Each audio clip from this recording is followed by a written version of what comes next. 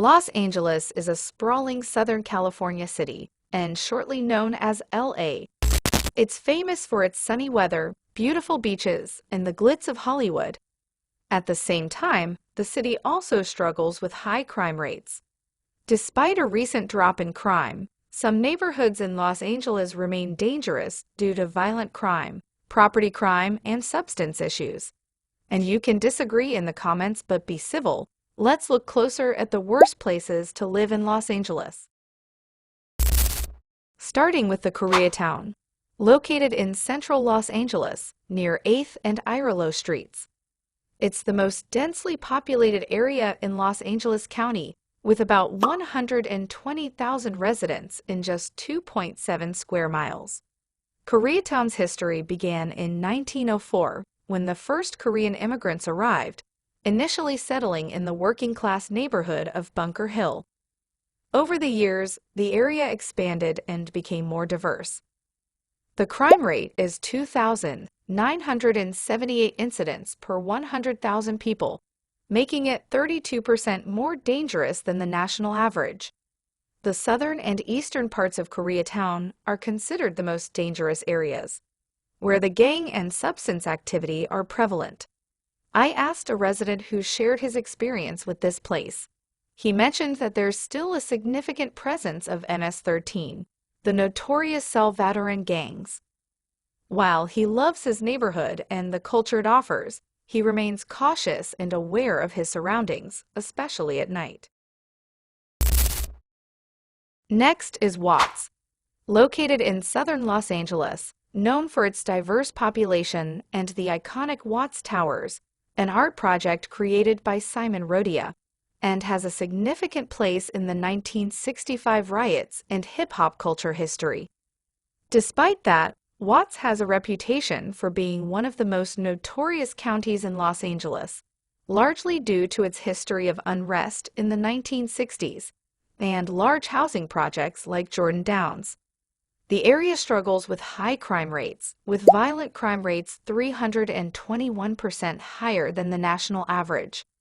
Overall, the crime rate is 3,514 incidents per 100,000 people, making the likelihood of becoming a victim of crime 1 in 29. In 2023, there were 1,574 reported incidents of violent crime and 1,943 incidents of property crime in Watts. A resident shared his experience living in Watts. He noted that the neighborhood still has a strong presence of Crip gangs, but if you're familiar with the area and know the street rules, you can navigate it safely. Next place is Compton, known as one of the more dangerous neighborhoods in Los Angeles. The area struggles with issues like gun violence, substance activity, and poverty. With a population of about 90,000, Compton's crime rate is 3,533 per 100,000 people, making it 51% more dangerous than the national average. In 2005, it had the highest murder rate in the country, but this has improved over the last 2 decades. However, since 2020, there has been a rise in both violent and property crimes.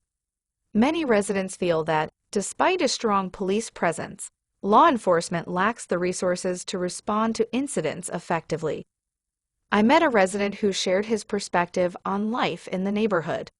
He explained that many of the crimes come from young people hanging out in parking lots, often fueled by their parents' behavior. Next is the famous Hollywood, often called Tinseltown. Located in central Los Angeles County, primarily within Los Angeles. It's a well-known hub for the U.S. film industry, home to major studios like Sony Pictures and Walt Disney Studios. Despite its fame, Hollywood faces significant crime challenges. With a population of about 90,322, the crime rate is 4,894 per 100,000 people, making it 109% higher than the national average. While it attracts many tourists, property theft and pickpocketing are common. Walking is generally safe during the day if your personal belongings are secure, but it's advisable to avoid walking at night. I asked a resident who lives at Sunset and Vine, right where the recent shooting occurred. He recounted the moment when an emergency announcement was made, alerting everyone about an active gunman in the area. He described the panic as residents were told to stay inside their apartments for safety. Next spot is the Wholesale District, often called Skid Row. It's one of the most dangerous areas in Los Angeles. It's notorious for being one of the largest homeless encampments in America, with estimates of 9,000 to 15,000 homeless individuals residing there. The overwhelming scale of homelessness makes the area particularly challenging for both commuters and residents. Crime has surged 103% higher than the national average. In 2023 alone, there were 13,122 reported crimes, including 2,698 assaults, 1,350 vehicle break-ins, and 2,453 thefts. Much of the criminal activity is linked to the pervasive substance trade, with pickpocketing and theft being frequent occurrences. Certain areas, like San Pedro Street, are notorious for criminal activity.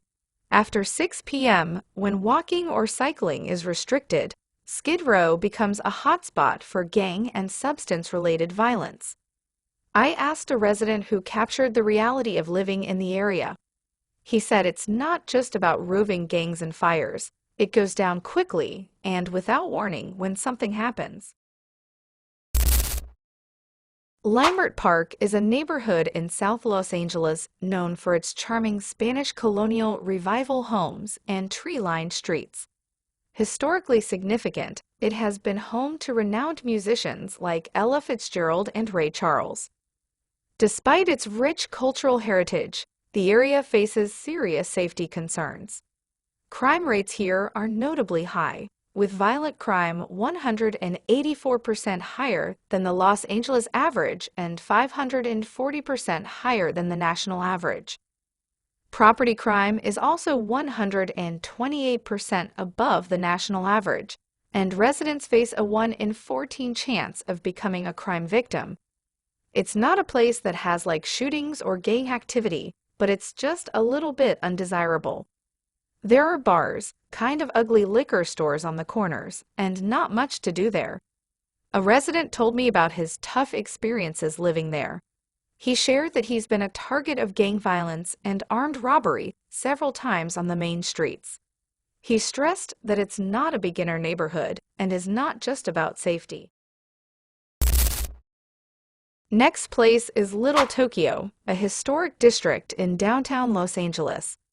It is a 150-acre area established by Japanese immigrants in the late 19th and early 20th centuries. It was once the largest Japanese community in the U.S. before World War II. However, Little Tokyo faces significant challenges, particularly in terms of crime and homelessness. Crime rates in the area are 474% higher than the national average, with violent crime being 754% higher. According to Assistant Chief Blake Chow, the primary issues are homelessness, addiction, and mental illness. It's that dangerous people sometimes question, is Little Tokyo really a no-go zone? I asked a resident who shared his first-hand life experience in the neighborhood. He talked about the harsh realities he's seen, including frequent break-ins and thefts, with violent crime being all too common. He recounted witnessing a shopkeeper being robbed in broad daylight, a scene that shocked him. Next is Lincoln Heights. It's one of Los Angeles' oldest neighborhoods. It was originally known as East Los Angeles from 1873 to 1917. This densely populated area, predominantly Latino and Asian, is rich in history and was once referred to as the bedroom of the pueblo. The neighborhood covers 20.1 square miles and has a population of approximately 25,000. It was named after Abraham Lincoln High School, which remains on the same hill where it was originally built. Despite its historical significance, Lincoln Heights struggles with significant crime issues. According to the Los Angeles Homeless Services Authority, there are 531 homeless individuals in the area. Crime rates are 378% higher than the national average, with violent crimes, including robbery, assault, and battery, being 680% above the national average. Property crimes, such as burglary and grand theft, are also prevalent. I asked a resident who described the neighborhood as predominantly low-income, working class, with a majority Latino community and some Asian families.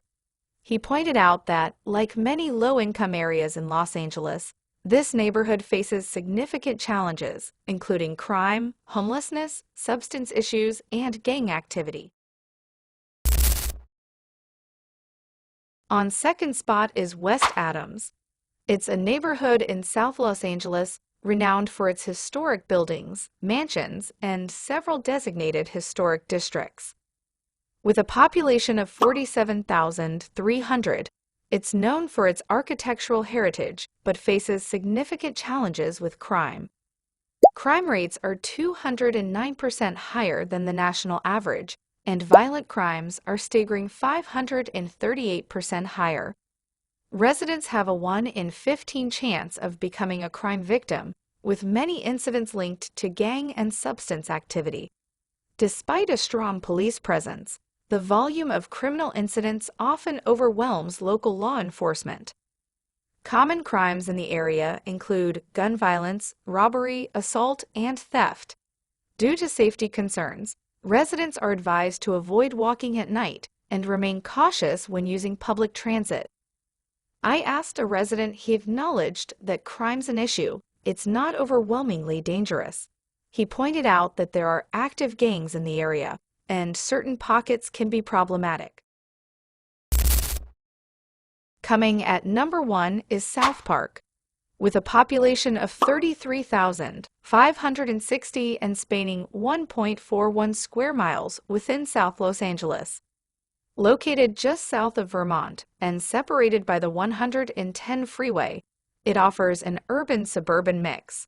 However, the area faces serious crime issues.